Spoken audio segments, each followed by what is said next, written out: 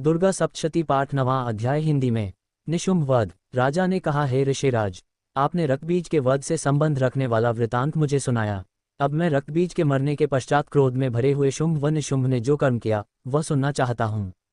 महर्षि मेधा ने कहा, रक्तबीज के मारे जाने पर शुंभ और निशुंभ को बड़ा क्रोध आया और अपनी बहुत बड़ी सेना का इस प्रकार सर्वनाश होते देखकर निशुंभ देवी पर आक्रमण करने के लिए दौड़ा। उसके साथ बहुत से बड़े बड़े असुर देवी को मारने के वास्ते दौड़े और महापराक्रमी शुंभ अपनी सेना सहित चंडिका को मारने के लिए बढ़ा। फिर शुंभ और निशुंभ का देवी से घोर युद्ध होने लगा और वह दोनों असुर इस प्रकार देवी पर बाण फेंकने लगे जैसे मेघों से वर्षा हो रही हो। उन दोनों के चलाए हुए बाणों को देवी ने अपने बाणों से काट डाला और अपने शस्त्रों की वर्षा से उन दोनों दैत्यों को चोट पहुंचाई। निशुंभ ने तीक्ष्ण तलवार और चमकती हुई ढाल लेकर देवी के सिंह पर आक्रमण किया। अपने वाहन को चोट पहुंची देखकर देवी ने अपने क्षुरप नामक बाण से निशुंभ की तलवार व ढाल दोनों को ही काट डाला।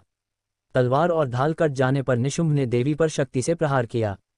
देवी ने अपने चक्र से उसके 2 टुकड़े कर दिए।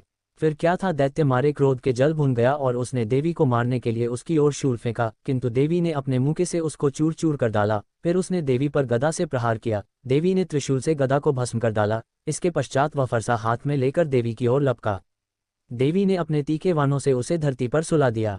अपने पराक्रमी भाई निशुंभ के इस प्रकार से मरने पर शुंभ क्रोध में भरकर देवी को मारने के लिए दौड़ा। वह रथ में बैठा हुआ उत्तम आयुधों से सुशोभित अपनी 8 बड़ी बड़ी भुजाओं से सारे आकाश को ढके हुए था।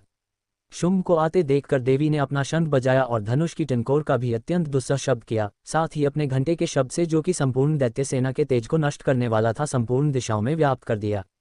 इसके पश्चात देवी के सिंह ने भी अपनी दहाड़ से, जिसे सुन बड़े बड़े बलवानों ला मद चूर चूर हो जाता था, आकाश, पृथ्वी और 10 दिशाओं को पूरित कर दिया। फिर आकाश में उछलकर काली ने अपने दांतों तथा हाथों को पृथ्वी पर पटका।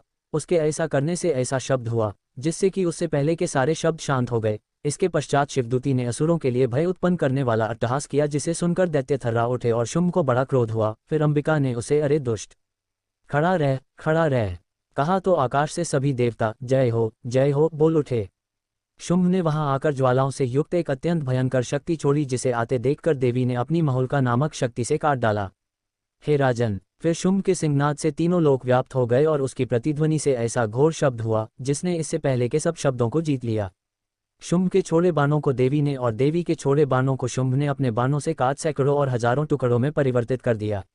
इसके पश्चात जब चंडिका ने क्रोध में भर शुंभ को त्रिशूल से मारा तो वह मूर्छित होकर पृथ्वी पर गिर पड़ा। जब उसकी मूर्छा दूर हुई तो वह धनुष लेकर आया और अपने बाणों से उसने देवी काली तथा सिंह को घायल कर दिया। फिर उस राक्षस ने 10,000 भुजाएं धारण करके चक्रादि आयुधों से देवी को आच्छादित कर दिया। तब भगवती दुर्गा ने कुपित होकर अपने बाणों से उन चक्रों तथा बाणों को काट डाला। यह देखकर निशुंभ हाथ में गदा लेकर चंडिका को मारने के लिए दौड़ा। उसके आते ही देवी ने तीक्ष्ण धार वाले खड्ग से उसकी गदा को काट डाला। उसने फिर त्रिशूल हाथ में ले लिया। देवताओं को दुखी करने वाले निशुंभ त्रिशूल हाथ में लिए हुए आता देखकर चंडिका ने अपने शूल से उसकी छाती पर प्रहार किया और उसकी छाती को चीर डाला। शूल विदीर्ण हो जाने पर उसकी छाती में से एक उस जैसा ही महापराक्रमी दैत्य ठहर जा कहता हुआ निकला। उसको देखकर देवी ने बड़े जोर से ठहाका लगाया। अभी वह निकलने भी न पाया था कि उसका सिर अपनी तलवार से काट डाला। सिर के कटने के साथ ही वह पृथ्वी पर गिर पड़ा। तदनंतर सिंह दहाड़ दहाड़ कर असुरों का भक्षण करने लगा और काली शिवदूती भी राक्षसों का रक्त पीने लगी। कौमारी की शक्ति से कितने ही महादैत्य नष्ट हो गए। ब्रह्मा जी के कमंडल के जल से कितने ही असुर समाप्त हो गए। कई दैत्य माहेश्वरी के त्रिशूल से विदीर्ण होकर पृथ्वी पर गिर पड़े और बाराही के प्रहारों से छिन्न भिन्न होकर धराशायी हो गए। वैष्णवी ने भी अपने चक्र से बड़े बड़े महापराक्रमियों का कचमोर निकालकर उन्हें यमलोक भेज दिया और ऐद्री से कितने ही महाबली राक्षस टुकड़े 2 हो गए। कई दैत्य मारे गए, कई भाग गए, कितने ही काली शिवदूती और सिंह ने भक्षण कर लिए। दुर्गा सप्तशती पाठ 9वां अध्याय पूरा हुआ। जय माता दी, जय माता दी, जय माता दी, जय माता दी, जय माता दी, जय माता दी, जय माता दी, जय माता दी, जय माता दी, जय माता दी, जय माता दी। दुर्गा सप्तशती पाठ 10वां अध्याय हिंदी में।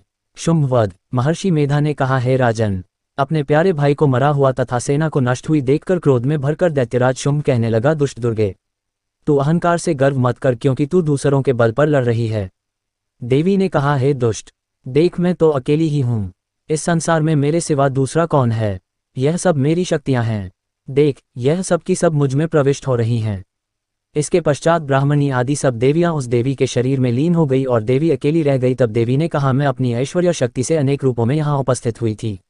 उन सब रूपों को मैंने समेट लिया है। अब अकेली ही यहाँ खड़ी हूँ, तुम भी यहीं ठहरो।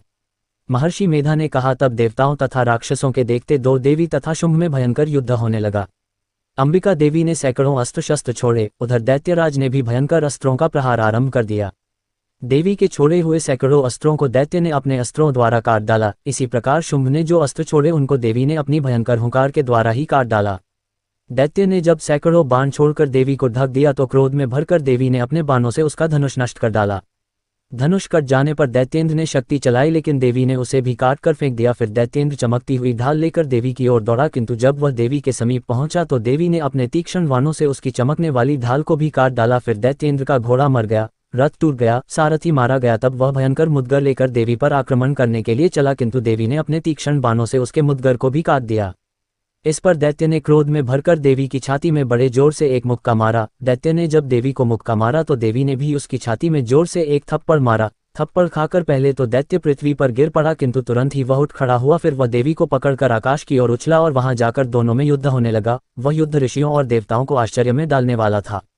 देवी आकाश में दैत्य के साथ बहुत देर तक युद्ध करती रही। फिर देवी ने उसे आकाश में घुमाकर पृथ्वी पर गिरा दिया।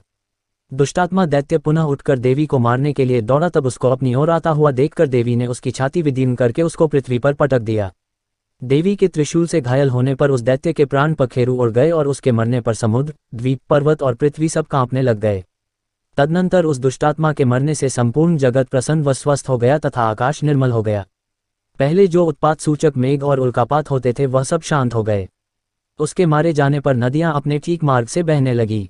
संपूर्ण देवताओं का हृदय हर्ष से भर गया और गंधर्वियां सुंदर गान गाने लगी। गंधर्व बाजे बजाने लगे और अप्सराएं नाचने लगी। पवित्र वायु बहने लगी। सूर्य की कांति स्वच्छ हो गई। यज्ञशालाओं की बुझी हुई अग्नि अपने आप प्रज्वलित हो उठी तथा चारों दिशाओं में शांति फैल गई। दुर्गा सप्तशती पाठ 10वां अध्याय पूरा हुआ।